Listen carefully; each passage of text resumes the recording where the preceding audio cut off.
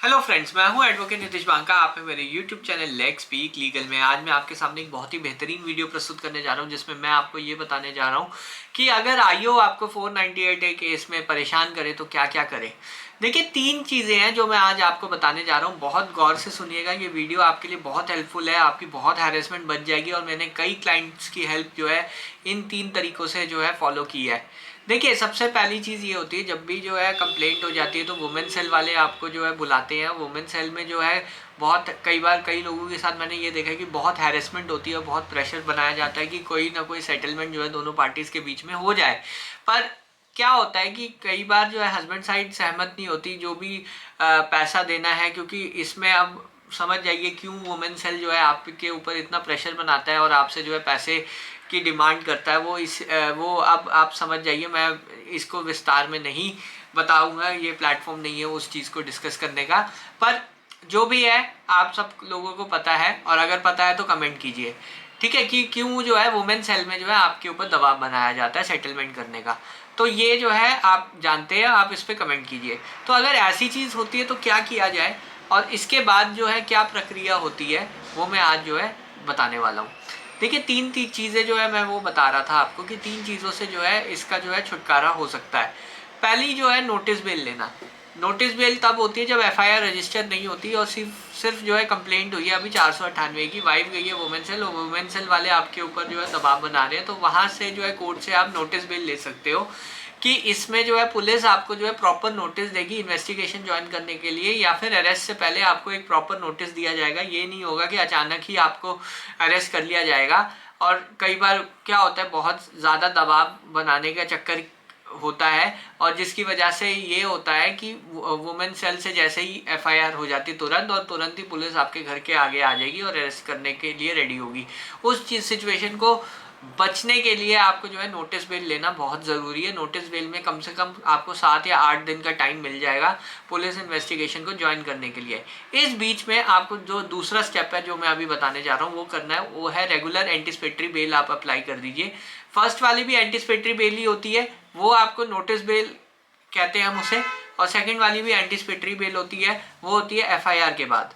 अब जो है एफआईआर कट चुकी है, पुलिस आपको बुला रही है, पुलिस आपको कह रही है कि आप आओ इन्वेस्टिगेशन ज्वाइन करो, या फिर अरेस्ट का आपको नोटिस दिया कि एज पर द कंप्लायंस, जो पहला ऑर्डर आपको जो कोर्ट से मिला था सेशन जज से, उसके कंप्लायंस में आपको नोटिस आ चुका है और एफआईआर भी हो चुकी है। तो आप जो है रेगुलर एंटीसिपेटरी बेल अप्लाई कर सकते हो।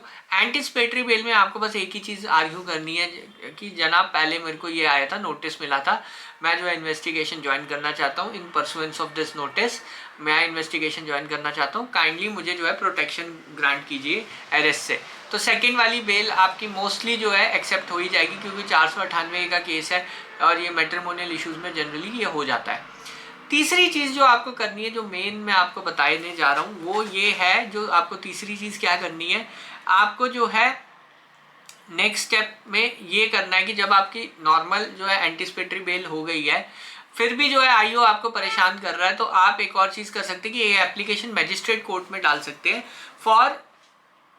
For monitoring investigation. इसमें क्या होगा, आईओ आपको अगर बार बार बुला रहा है, कॉल कर रहा है कि आप आओ, इवन आपको एंटीसिपेटरी बेल भी मिल चुकी है, फिर भी आपको बार बार बुला रहा है आप आओ, और कुछ नहीं होता वहाँ, बस आपको हैरेस करने के लिए बुलाया जाता है और कुछ भी नहीं होता वहाँ पे, तो आप जो है 1 या 2 सिटिंग के बाद आप जो है सीधा जा सकते हो मॉनिटरिंग इन्वेस्टिगेशन की एप्लीकेशन आप मैजिस्ट्रेट के कोर्ट में डाल सकते हो, कंसर्न मैजिस्ट्रेट कोर्ट में, और कोर्ट जो है उस इन्वेस्टिगेशन को मॉनिटर करेगा। हर 15-20 दिन में स्टेटस रिपोर्ट उस आईओ से मंगा देगा। तो अल्टीमेटली क्या होगा, पुलिस को जो है चार्जशीट फाइल करनी पड़ेगी, क्योंकि पुलिस को जो है रीज़न देना पड़ेगा कि आपको जो है बार बार क्यों बुलाया जा रहा है। तो आप मॉनिटरिंग इन्वेस्टिगेशन की एक एप्लीकेशन और डाल सकते हैं अगर आपको हैरेसमेंट से बचना है।